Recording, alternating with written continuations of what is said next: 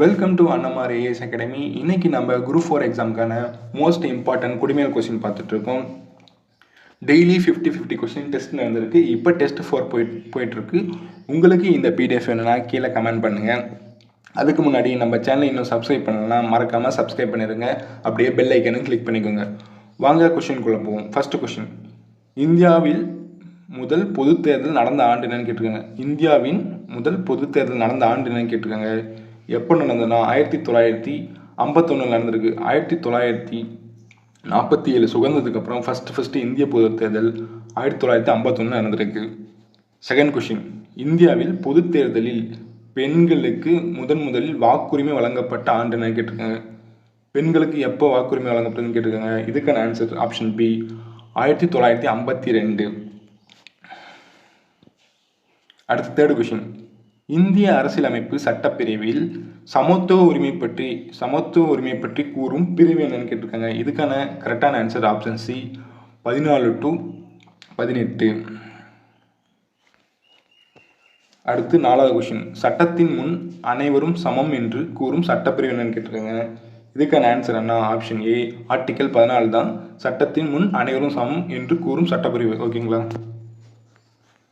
அடுத்து fifth question, ஜாதி மத இனம் என பாகுபாடு காட்டக்கூடாது என கூறும் சட்டப்பிரிவு என்னன்னு கேட்டிருக்காங்க. இதுக்கான ஆன்சர் என்ன? Option B, article 15. அடுத்து ஆறாவது கொஸ்டின், பொது வேலைவாய்ப்பில் சம உரிமை என கூறப்படும் சட்டப்பிரிவு என்னன்னு கேட்டிருக்காங்க. பொது வேலைவாய்ப்பில் சம உரிமை என கூறும் சட்டப்பிரிவு என்ன கேட்டிருக்காங்க. இதுக்கு ஆன்சர் என்ன? Option C, article 16. அடுத்து ஏழாவது கொஸ்டின், தீண்டாமை ஒழிப்பு என கூறும் சட்டப்பிரிவு என்னன்னு கேட்டிருக்காங்க. இதுக்கான கரெக்ட் ஆன்சர்னா ஆப்ஷன் டி, ஆர்டிகல் 17. அடுத்து எட்டாவது கொஸ்டின், பட்டம் அளித்து வேறுபடுத்தலை தடை செய்யும் சட்டப்பிரிவு என்னன்னு கேட்டிருக்காங்க. இதுக்கான ஆன்சர்னா ஆப்ஷன் பி, ஆர்டிகல் 18. ஆர்டிகல் 18 என்ன சொல்லலாம்? பட்டம் அளித்து வேறுபடுத்தலை தடை செய்யும் சட்டம்னு கேட்டால் ஆர்டிகல் 18. இது ஏன் ஒரே தொடர்ந்து வருது என்னன்னா, இது எல்லாமே லைன் பை லைனாக புக்லேருந்து எடுத்த கொஸ்டின், அதனால எல்லாமே ஆன்சர்லாம் சிமிலராக வரும். நீங்கள் லைன் பை லைன் என்ன பாருங்கள், இந்த கொஸ்டின் எல்லாம் ரிவிஷனுக்காக ஈஸியாக இருக்கும். அடுத்து 9th கொஸ்டின், ஓட்டு உரிமை என்பது என்னன்னு கேட்டிருக்காங்க. 9th கொஸ்டின், ஓட்டு உரிமை என்னன்னு கேட்டிருக்காங்க. இது என்ன சமத்துவ உரிமையா, இல்லை அரசியல் உரிமையா, இல்லை குடும்ப உரிமையான்னு கேட்டிருக்காங்க. இல்லை இது எல்லாமே கரெக்டானு கேட்டிருக்காங்க. ஓட்டு உரிமை என்பது அரசியல் உரிமை கிடையாது. இது வந்து ஒரு சமத்துவ உரிமை. 18 வயசு ஆன எல்லாருமே கண்டிப்பாக ஓட்டு போகலாம். இது ஒரு சமத்துவ உரிமை.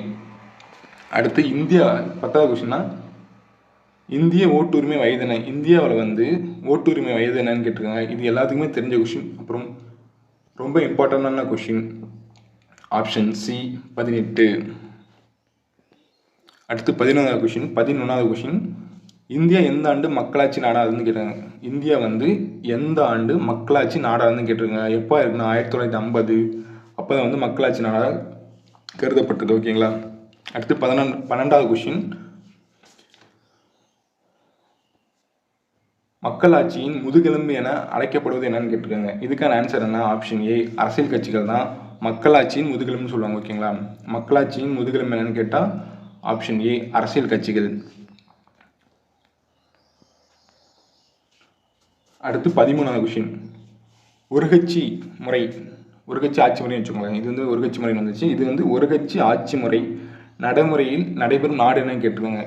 ஒரு கட்சி ஆட்சி முறை எங்கே நடக்குதுன்னா, சீனாவில் நடைபெறுது, வடகொரியாவில் நடைபெறுது, கியூபாவில் நடைபெறுது. அப்போ ஆன்சர் டி, அனைத்தும் சரி.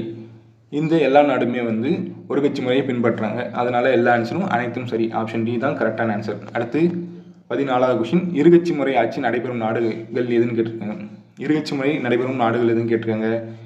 இதில் வந்து இங்கிலாந்து வந்து இருகட்சி முறை தான் பின்பற்றுறாங்க, அமெரிக்காவும் இருகட்சி முறை தான் பின்பற்றுறாங்க, பிரிட்டனும் இருகட்சி முறை தான் பின்பற்றுறாங்க. இப்போ என்ன ஆன்சர்னா எல்லாமே கரெக்டான, அப்போ ஆப்ஷன் டி, அனைத்தும் சரி.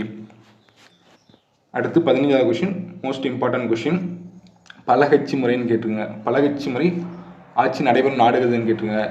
இதில் என்னன்னு பார்த்தோம்னா, இந்தியா வருது, ஃப்ரான்ஸ் வருது, நார்வே அண்ட் ஸ்வீடன் வருது. இது எல்லாமே கரெக்டு தான். நம்ம நாடு அப்போ என்ன ஆட்சி முறைனா பலகட்சி ஆட்சி முறை நடைபெறுகிறது. ஓகேங்களா. இதுக்கான ஆன்சர் என்ன? ஆப்ஷன் டி, பலகட்சி ஆட்சி முறை. அதுக்கு ஆன்சர்னா ஆப்ஷன் டி, அனைத்தும் சரி. இந்தியாவும் சரி, ஃப்ரான்ஸும் சரி, நார்வே, ஸ்வீடன் எல்லாமே பலகட்சி முறை தான் நடைபெற்றிருக்கு. 16வது கொஷின், இந்தியாவில் தேர்தலை நடத்தும் சுதந்திர அமைப்பு என்ன கேட்டுங்க. இந்தியாவில் வந்து தேர்தல் நடக்குதுல்ல, அந்த நடத்துகிற சுதந்திர அமைப்பு என்ன கேட்டுருங்க. எந்த அமைப்பு சுதந்திர அமைப்புன்னு கேட்டிருக்காங்க. எந்த அமைப்புனா ஆப்ஷன் சி, தேர்தல் ஆணையம் தான் சுதந்திர அமைப்பு. ஓகேங்களா, அது வந்து தனித்துவமாக யாருக்கும் கீழெல்லாம் கிடையாது. இவங்க தேர்தல் தான் இவங்க கீழே தான் நடைபெறுது அப்படின்னு சொல்கிறாங்க. அடுத்து 17வது கொஷின், இந்திய தேர்தல் ஆணையம் எங்குள்ளதுன்னு கேட்டிருக்காங்க. இந்த கொஷின் ரொம்ப இம்பார்ட்டண்டான கொஷின், உங்கள் எல்லாத்துக்குமே தெரிஞ்ச கொஷின். மோஸ்ட் இம்பார்ட்டண்டான கொஷின் எதுனா ஆப்ஷன் பி, டெல்லி தான் கரெக்டு. தேர்தல் ஆணையம் எங்கே இருக்குது? டெல்லியில் இருக்குது. அடுத்து 18வது கொஷின், எதிர்க்கட்சி தலைவருக்கு வழங்கப்படும், இது வந்து தமிழ்நாட்டில் வச்சுக்கோங்களேன், எதிர்க்கட்சி தலைவருக்கு வழங்கப்படும் அந்தஸ்து என்னன்னு கேட்டிருக்காங்க. எதிர்க்கட்சிக்கு என்ன வழங்குவாங்க, எதிர்க்கட்சி தலைவருக்கு என்ன பேர்னா இன்னொரு அந்தஸ்து என்னன்னா ஆப்ஷன் சி, கேபினட் அமைச்சர்னு சொல்லுவாங்க. ஓகேங்களா. அடுத்து 19வது கொஷின், அரசியல் கட்சிகளை அங்கீகரிப்பவர் யாருன்னு கேட்டிருக்காங்க. யாருன்னா ஆப்ஷன் சி, தேர்தல் ஆணையம் தான். ஓகேங்களா. அடுத்து 20வது கொஷின், இந்திய நாட்டின் தலைவர் யாருன்னு கேட்டிருக்காங்க. இந்திய நாட்டின் தலைவர் யாருன்னு கேட்டால் குடியரசுத் தலைவர் தான் வருவார். ஆப்ஷன் டி தான் கரெக்டு, குடியரசுத் தலைவர். அடுத்து 21வது கொஷின், ஆளுநரை நியமிப்பவர் யாருன்னு கேட்டிருக்காங்க. ஆப்ஷன் டி, ஆளுநர் யார் நியமிப்பார்னாலும் குடியரசுத் தலைவர் தான் நியமிப்பார். ஓகேங்க, ஆளுநர் யார் நியமிப்பா? குடியரசுத் தலைவர். அப்போ ஆன்சர் டி தான் கரெக்டு. அடுத்து 22வது கொஷின், ஒரு மாநிலத்தின் தலைவர் யாருன்னு கேட்டிருக்காங்க. 22வது கொஷின் ஆன்சர்னா ஆப்ஷன் பி, ஆளுநர். ஒரு மாநிலத்தின் தலைவர் யார்? ஆளுநர். இதெல்லாம் இம்பார்ட்டண்டான கொஷின், எல்லாமே ஒரே மாதிரி இருக்கும். இந்த கொஷின் நல்லா பார்த்துக்கோங்க. 23வது கொஷின், முதலமைச்சர் மற்றும் மற்ற அமைச்சரையும், முதலமைச்சர் இருக்காங்களே, முதலமைச்சரையும் மற்ற அமைச்சர்களையும் நியமிப்பவர் யாருன்னு கேட்டிருக்காங்க. இந்த கொஷின் எல்லாத்துக்கும் தெரிஞ்ச கொஷின் தான். ஆப்ஷன் பி, ஆளுநர். மாநில அரசின் முக்கியமான பிரிவு, மாநில அரசில் இருக்கிற முக்கிய பிரிவு என்னன்னு கேட்டிருக்காங்க. சட்டமன்றம், நிர்வாகம், நீதித்துறை, இது மூணுமே மாநில அரசு முக்கிய பிரிவாக சொல்கிறாங்க. இது அப்போ என்ன ஆன்சர்னா ஆப்ஷன் டி தான் கரெக்டு. இது எல்லாமே கரெக்டான ஆன்சர். அடுத்து 25வது கொஷின், உயர்நீதிமன்ற தலைமை நீதிபதி ஓய்வு பெறும் வயது என்னன்னு கேட்டிருக்காங்க. Option B, 62. அடுத்து நெக்ஸ்ட் கொஷின் பாருங்கள். 25வது கொஷின் இம்பார்ட்டன்ட்னா 26வது கொஷின் இம்பார்ட்டன் தான். 26வது கொஷின், உச்சநீதிமன்ற தலைமை நீதிபதி ஓய்வு பெறும் வயது என்னன்னு கேட்டிருக்காங்க. 26க்கு ஆன்சர் என்னன்னா ஆப்ஷன் சி, 65 வயசில் தான் உச்சநீதிமன்ற தலைமை நீதிபதி ஓய்வு பெறாரு. அடுத்து 27வது கொஷின், மாநிலத்தில் உயர்ந்த நீதி அமைப்பு எதுன்னு கேட்டிருக்காங்க. மாநிலத்தில் வந்து உயர்ந்த நீதி அமைப்பு எதுன்னு கேட்டிருக்காங்க. இதுக்கான ஆன்சர் என்ன? ஆப்ஷன் ஏ தான் கரெக்டு. உயர் நீதிமன்றம் தான் மாநிலத்தில் உயர்ந்த நீதி அமைப்பு. ஓகேங்களா. அடுத்து 28வது கொஷின், தேசியத்தில் உயர்ந்த நீதி அமைப்பு என்னன்னு கேட்டிருக்காங்க. எந்த அமைப்புனா ஆப்ஷன் பி, உச்சநீதிமன்றம் தான் தேசியத்தில் உயர்ந்த நீதி அமைப்பாக சொல்கிறாங்க. அடுத்து 29வது கொஷின், 29வது கொஷின் என்ன, அகில இந்திய வானொலி தொடங்கப்பட்ட ஆண்டு என்ன கேட்டிருக்காங்க.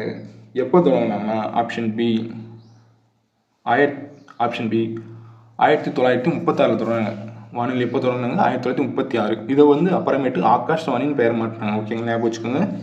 இந்த அகில இந்திய வானொலி வந்து அதுக்கப்புறமா ஆகாஷ்வாணின்னு பெயர் மாற்றினாங்க.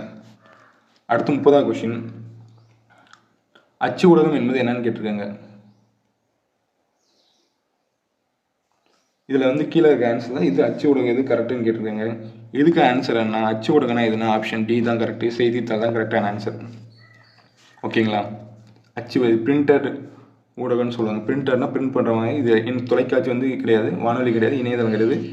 அச்சு ஊடகம்னா ஆப்ஷன் டி தான் கரெக்டு. செய்தித்தாள் தான் கரெக்டு.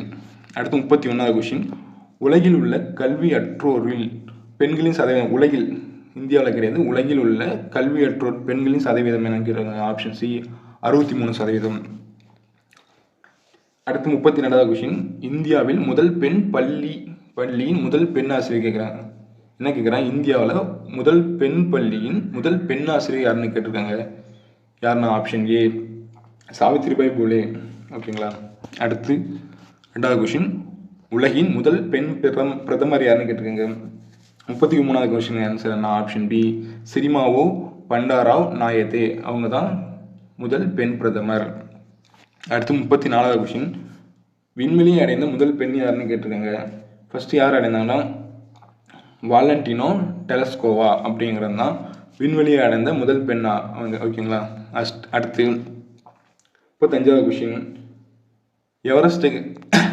எவரெஸ்ட் சிகரத்தை அடைந்த முதல் பெண் யாருன்னு கேட்டிருக்காங்க.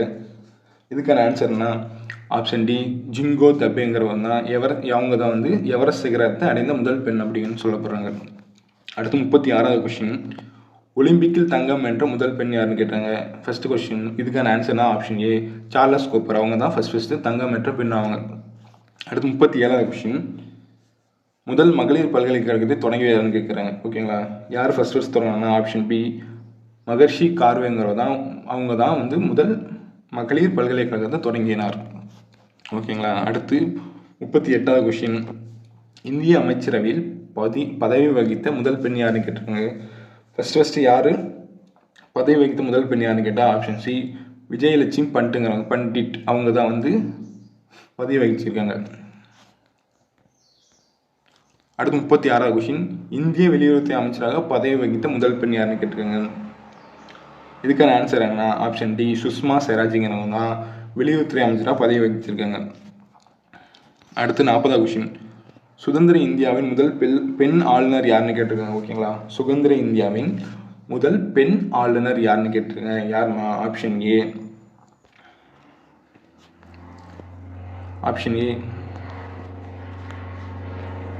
சரோஜினி நாயுடு, அவங்க தான் ஃபர்ஸ்ட் முதல் பெண் ஆளுநர் அவங்கன்னு சொல்ல போகிறாங்க. அடுத்து 41வது கொஸ்டின், ஐநா சபையின் முதல் பெண் தலைவர் யாருன்னு கேட்டிருக்காங்க.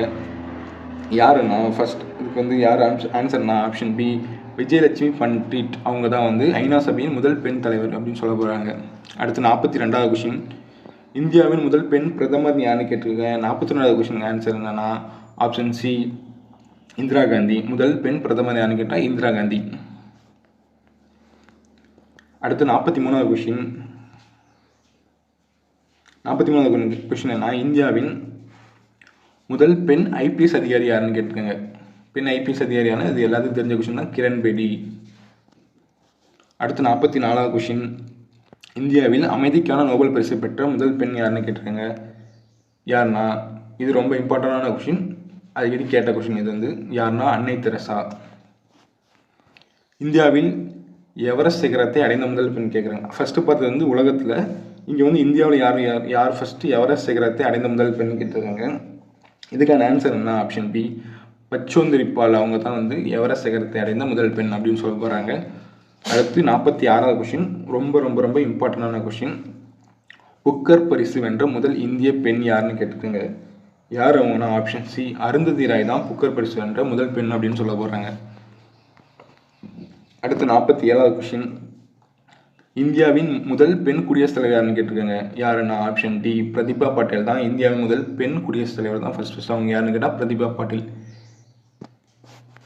அடுத்து 48வது கொஸ்டின், மக்களவை சபாநாயகராக பதவி வகித்த முதல் பெண் யாருன்னு கேட்டிருக்காங்க. யாருன்னா 48க்கு ஆன்சர்னா ஆப்ஷன் ஏ மீரா குமாரி, மக்களவை சபாநாயகர் யாருன்னு கேட்டால் மீரா குமாரி. அடுத்து 49வது கொஸ்டின், இந்திய உச்சநீதிமன்ற முதல் பெண் நீதிபதி யாருன்னு கேட்டிருக்காங்க. ஆப்ஷன் பி பாத்திமா பிவி தான் முதல் பெண் நீதிபதி அப்படின்னு சொல்ல போகிறாங்க. அடுத்து 50வது கொஸ்டின், தேசிய காங்கிரஸ் கட்சியின் முதல் பெண் தலைவர் யாருன்னு கேட்டுங்க. இம்பார்ட்டண்டான கொஸ்டின், அடிக்கடி கேட்ட கொஸ்டின், யாருன்னு கேட்டால் முதல் பெண் தலைவர் யாருன்னு கேட்டால் அன்னி பெசன்ட். உங்களுக்கு இதே மாதிரி கொஸ்டின் வேணும்னா கீழே கமெண்ட் பண்ணுங்கள். இப்போ டெஸ்ட் 4 போயிட்டுருக்கு. டோட்டல் 60 டேஸ்க்கு 60 டெஸ்ட் நடக்கணும். நீங்கள் உங்களுக்கு இந்த பிடிஎஃப் வேணால் எனக்கு கீழே கமெண்ட் பண்ணுங்கள். தேங்க்யூ.